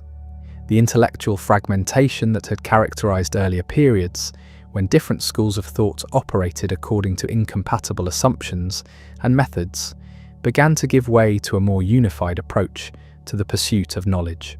The transformation was not merely technical, but cultural and psychological. The confidence that systematic investigation could yield reliable knowledge about any aspect of reality encouraged intellectual ambition on an unprecedented scale. Scholars began to envision comprehensive mappings of entire domains of knowledge, systematic classifications that would organize everything known about particular subjects, and theoretical frameworks that could unify apparently disparate phenomena under common principles. This optimism about human cognitive abilities was reinforced by the practical successes that Aristotelian methods were producing. Engineers used his principles of mechanical analysis to design more effective machines and construct more durable buildings. Agricultural specialists employed his biological insights to develop better techniques for crop cultivation and animal husbandry. Military commanders applied his strategic thinking to achieve more decisive victories with fewer casualties. The abstract philosophical investigations conducted at the Lyceum were proving their value in the most practical possible ways, but perhaps the most profound impact of Aristotelian thought was on the development of human personality and character. His ethical writings provided a framework for thinking about virtue and flourishing that was both psychologically sophisticated and practically applicable. Unlike moral systems that demanded adherence to abstract rules or the suppression of natural desires, Aristotelian ethics offered a path toward human excellence that integrated reason and emotion, individual fulfillment and social responsibility, theoretical understanding and practical wisdom. The concept of virtue as habit proved particularly influential in shaping educational practices and personal development. Parents and teachers began to understand that moral character was not fixed at birth, but could be cultivated through careful attention to the examples children observed and the behaviours that were encouraged or discouraged in their daily lives. This insight led to more thoughtful approaches to child rearing and more systematic programs of moral education that aimed at developing practical wisdom rather than mere rule following. The analysis of friendship in the Nicomachean Ethics provided equally valuable guidance for understanding and improving human relationships.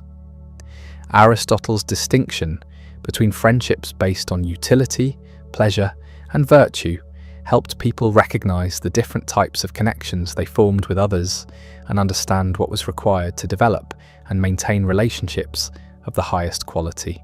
His insight that the best friendships involve mutual recognition of each other's excellence and shared commitment to virtuous activity offered a vision of human community that was both demanding and deeply satisfying.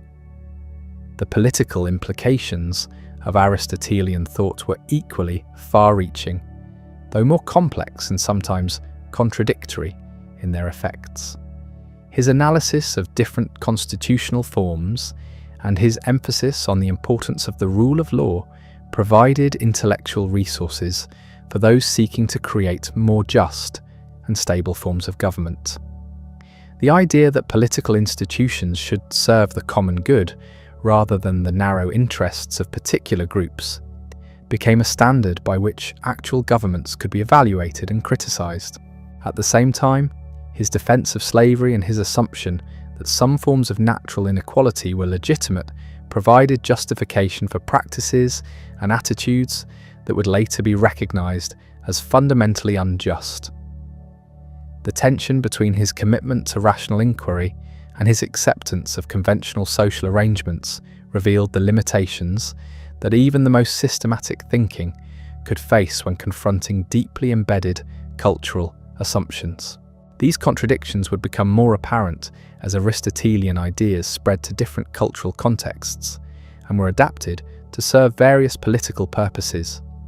Roman administrators used his classification of governmental forms to analyze the constitutional arrangements of conquered territories and design more effective systems of imperial control.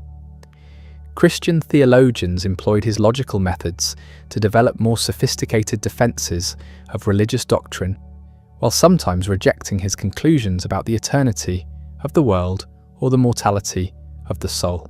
The encounter between Aristotelian philosophy and emerging Christianity proved particularly fruitful and complex. Early Christian thinkers found his logical tools invaluable for defending their beliefs against pagan critics and for developing more systematic presentations of Christian doctrine. His emphasis on the importance of virtue and his analysis of the conditions for human flourishing resonated with Christian concerns about moral development and spiritual growth. But significant tensions also emerged. Aristotle's confidence in human reason seemed to diminish the importance of divine revelation, while his focus on earthly flourishing appeared to undervalue the transcendent destiny that Christianity promised. His acceptance of the eternity of the world conflicted with the biblical account of creation, and his understanding of the soul's relationship to the body raised questions about the possibility of resurrection. These tensions would not be fully resolved until the medieval period, when thinkers like Thomas Aquinas developed sophisticated syntheses that preserved what they saw as the valid insights of Aristotelian philosophy while correcting its errors through appeal to revealed truth. But even in the early centuries after his death, the engagement between Aristotelian and Christian thought was producing new insights and approaches that neither tradition could have achieved in isolation.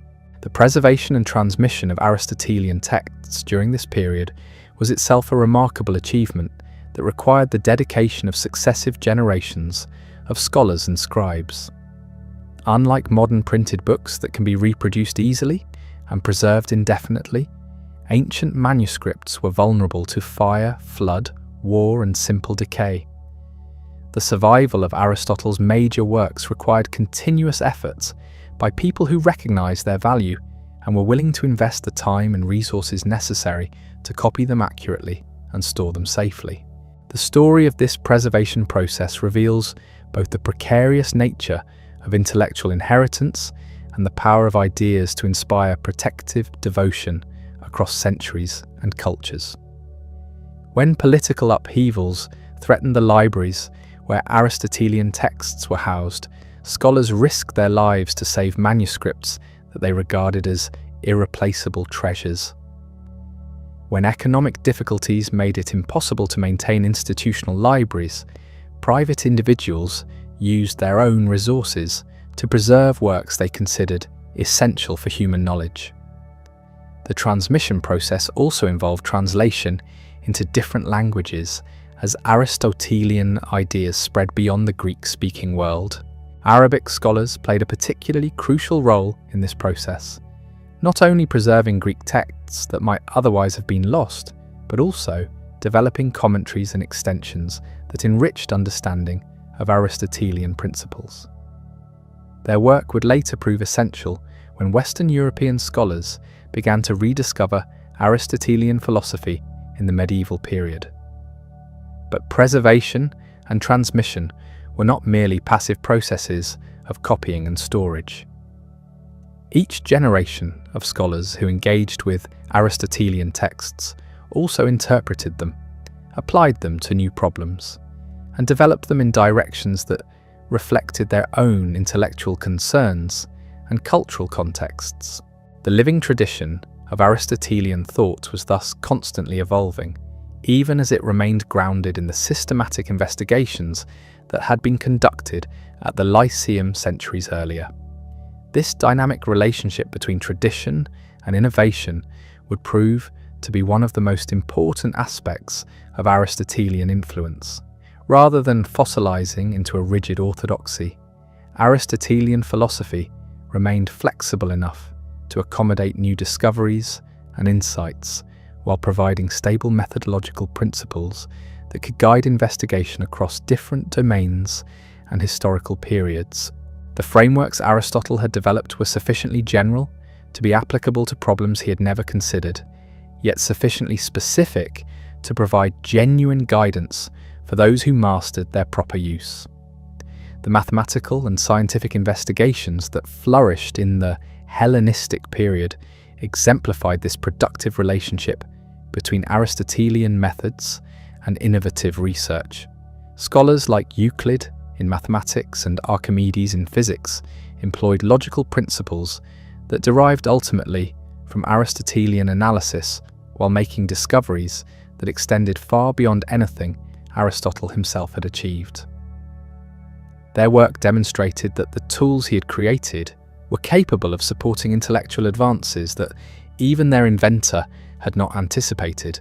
Similarly, the medical and biological research that continued at Alexandria and other centers of learning built upon Aristotelian foundations, while correcting and extending his specific conclusions about anatomical structures and physiological processes.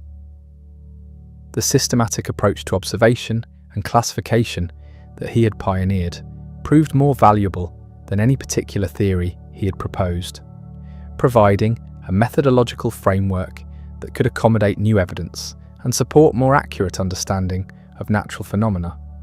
This pattern of methodological continuity, combined with theoretical development, would characterize the influence of Aristotelian thought throughout subsequent centuries.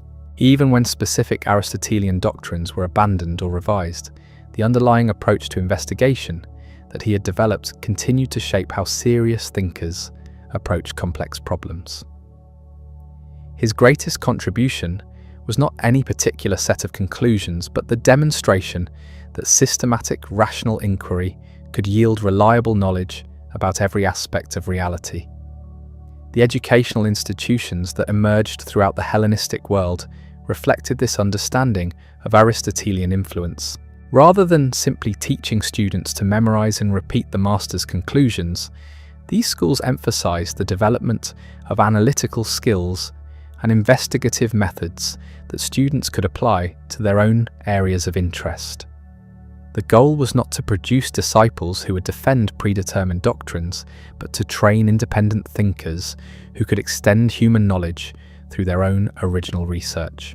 This educational philosophy had profound implications for the development of human civilization. For the first time in history, large numbers of people were being systematically trained in methods of rational inquiry that enabled them to make genuine contributions to human knowledge.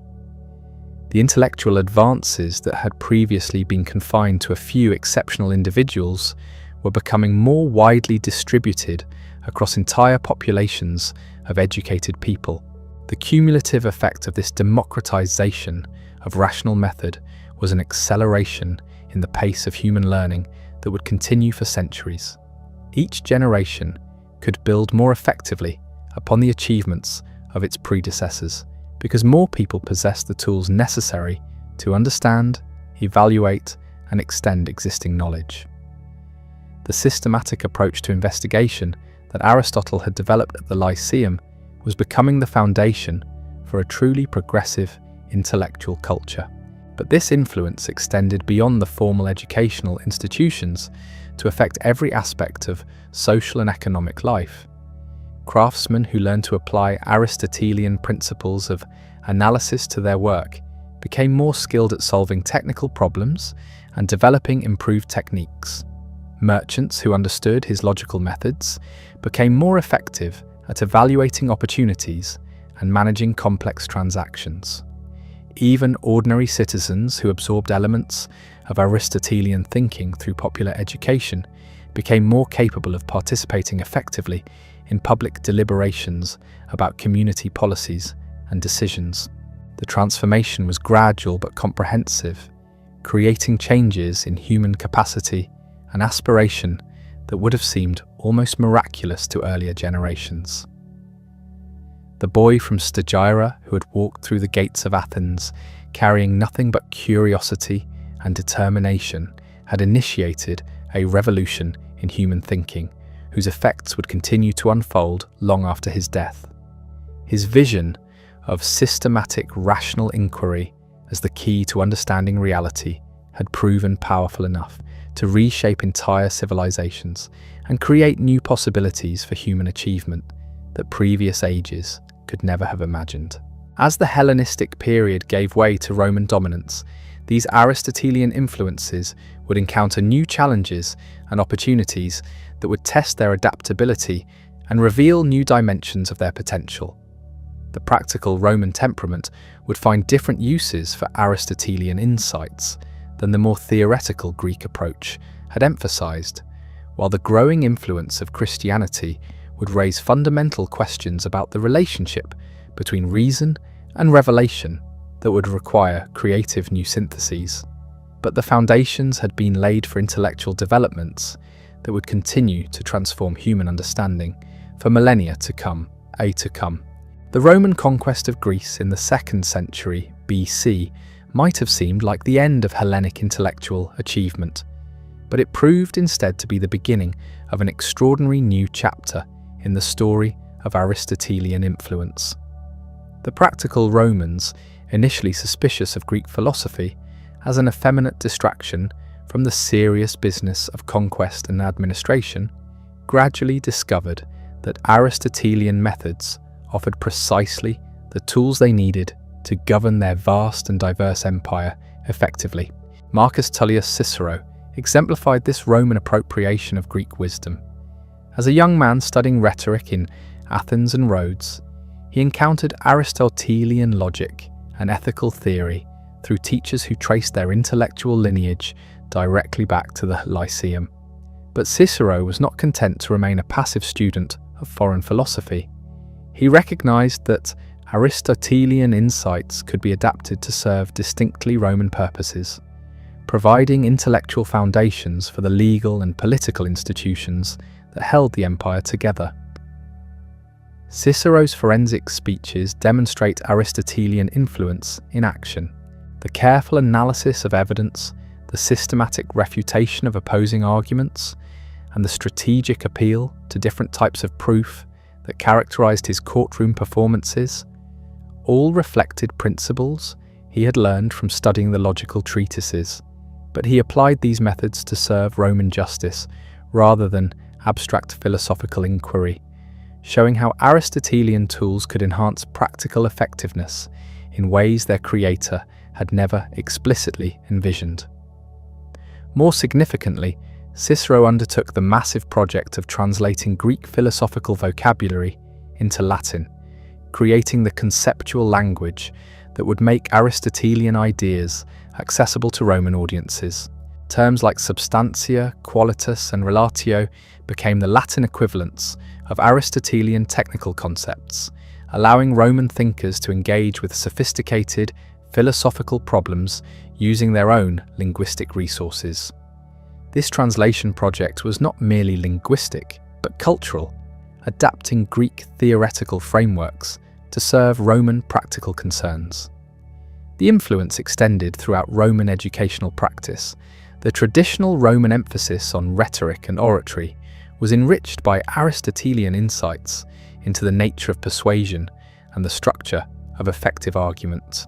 Young Romans preparing for careers in law, politics, or military command learned to organize their thinking according to logical principles that enhanced their ability to analyze complex problems and communicate their conclusions persuasively. Roman historians like Livy and Tacitus employed Aristotelian methods of causal analysis to understand the rise and fall of political institutions.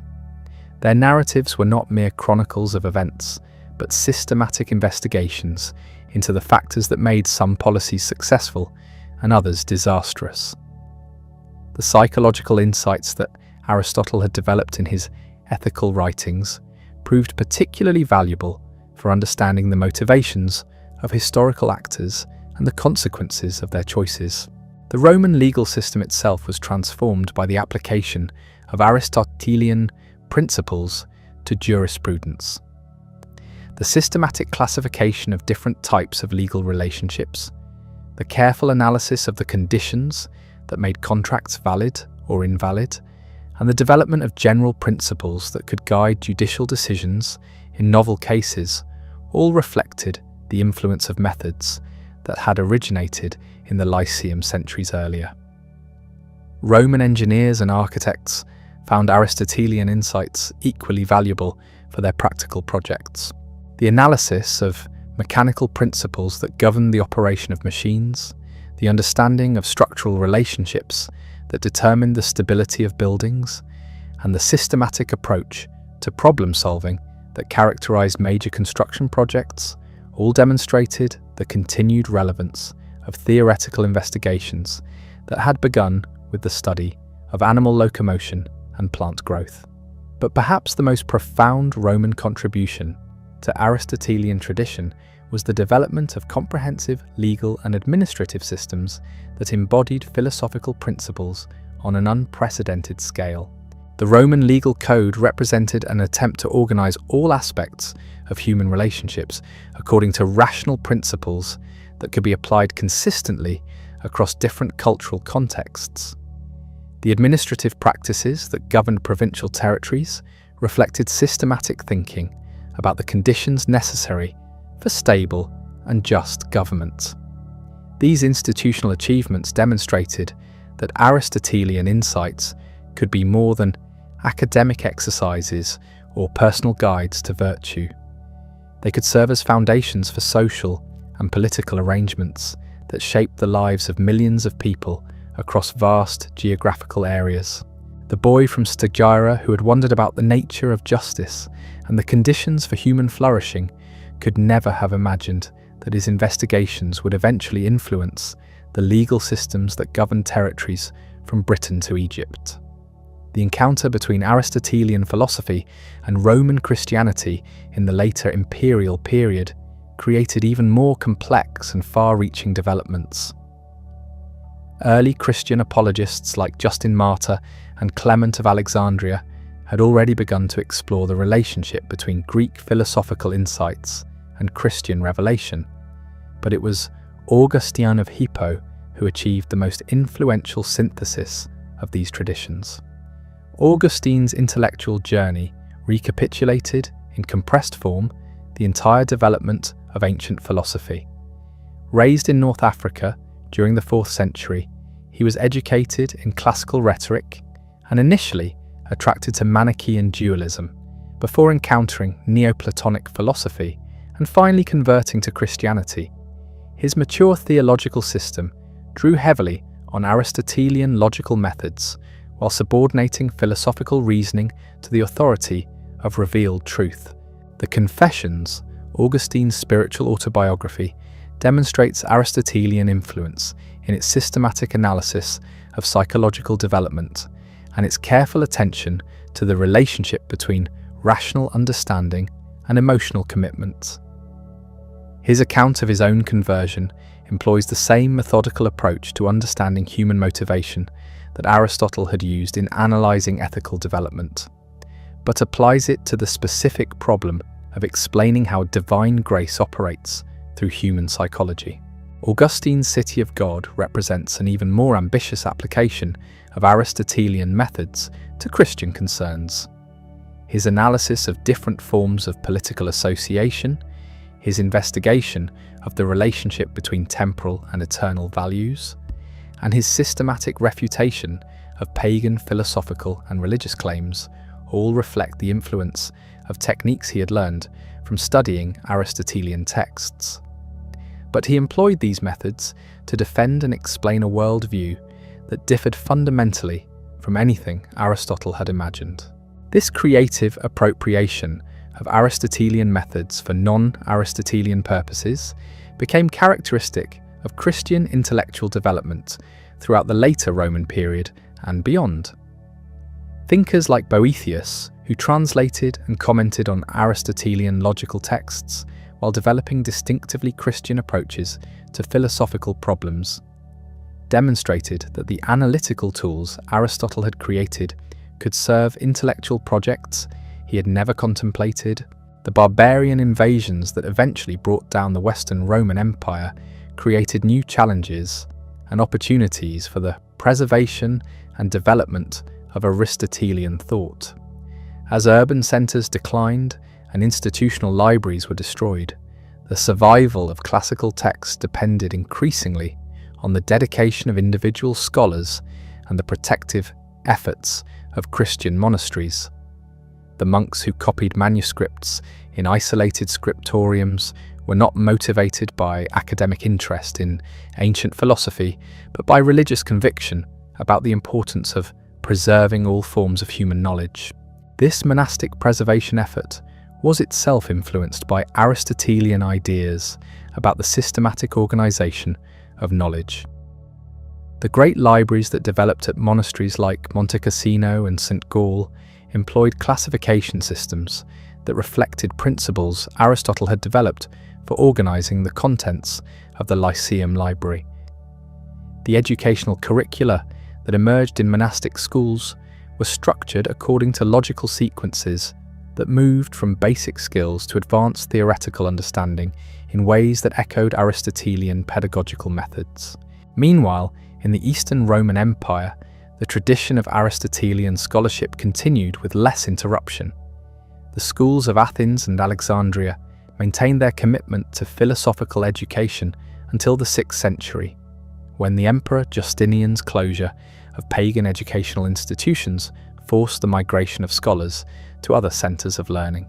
But the intellectual networks that had developed over centuries of Aristotelian influence proved remarkably resilient, adapting to new political and cultural circumstances while preserving essential elements of the tradition.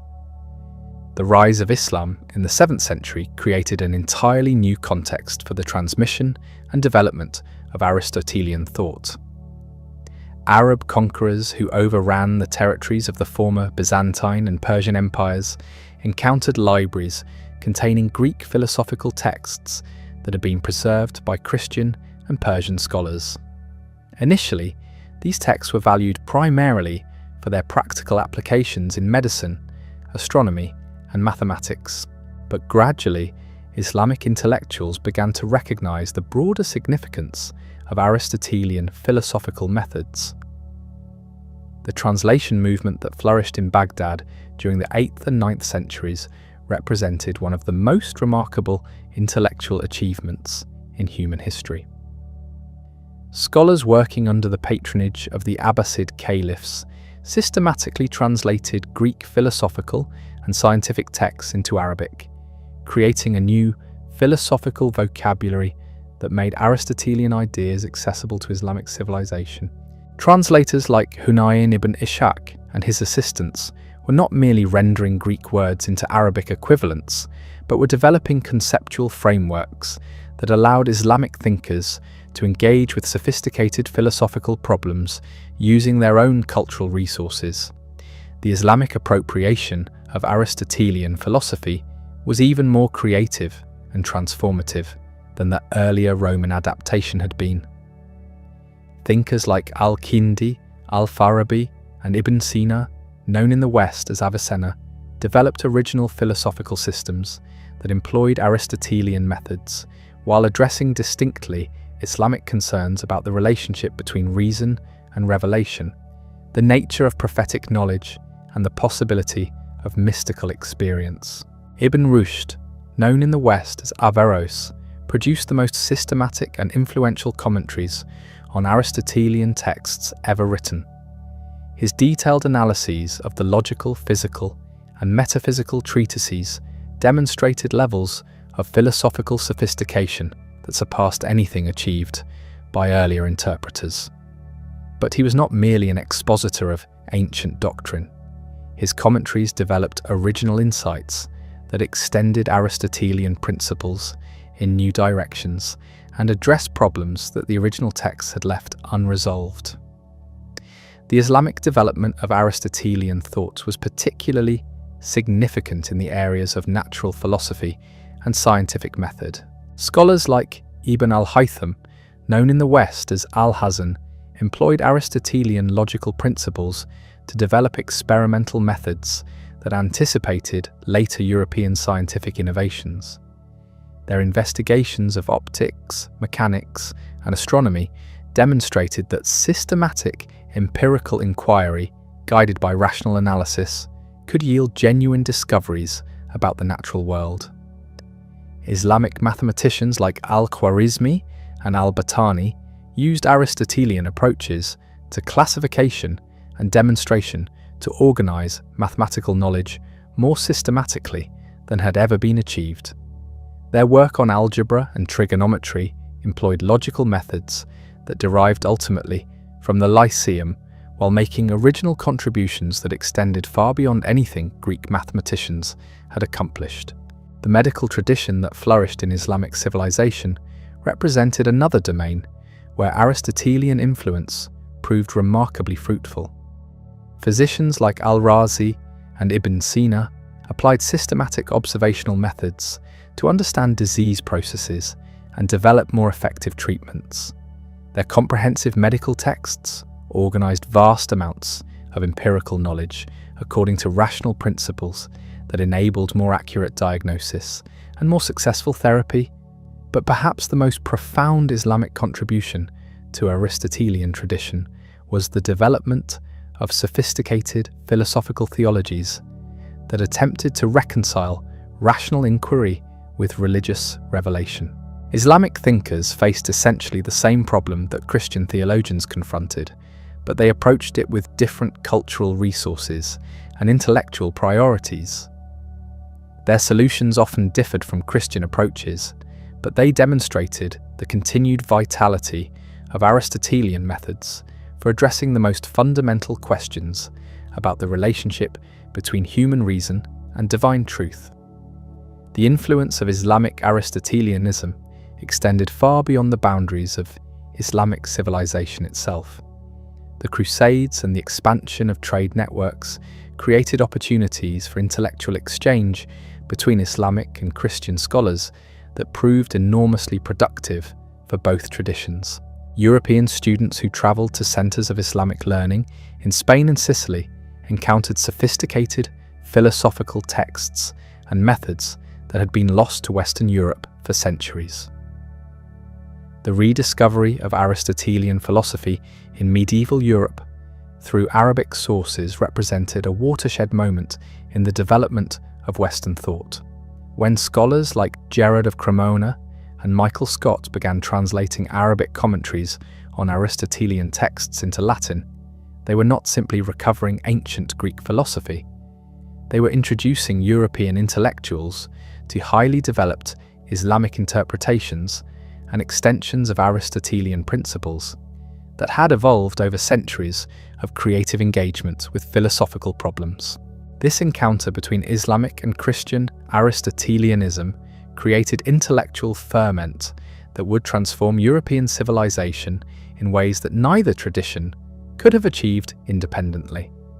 The universities that emerged in Paris, Oxford, Bologna, and other European centres during the 12th and 13th centuries were designed explicitly to accommodate the systematic study of philosophical and theological questions that this encounter had made newly urgent and intellectually exciting. Thomas Aquinas, the greatest of the medieval scholastic philosophers, exemplified the synthetic approach that characterized this period. His systematic theology employed Aristotelian logical methods and metaphysical principles while maintaining fundamental commitments to Christian doctrine that sometimes required significant modifications of Aristotelian conclusions. His achievement was not simply to reconcile reason and revelation, but to demonstrate that each could enhance and strengthen the other when properly understood. From the mountains of Macedonia to the streets of medieval Europe, from the shores of ancient Greece to the libraries of Baghdad, Aristotle's influence flows like an underground river through the foundations of human civilization. The curious teenager who walked through Athens' gates carrying nothing but questions transformed not just philosophy, but the very way we think about thinking itself. His fingerprints remain on every domain of knowledge, from the scientific method that guides modern research to the ethical frameworks that shape our understanding of virtue and flourishing. Today, whenever we classify information, construct logical arguments, or seek to understand the natural world through systematic observation, we are walking in the footsteps of the boy from Stagira, who dared to believe that human reason could illuminate every corner of reality.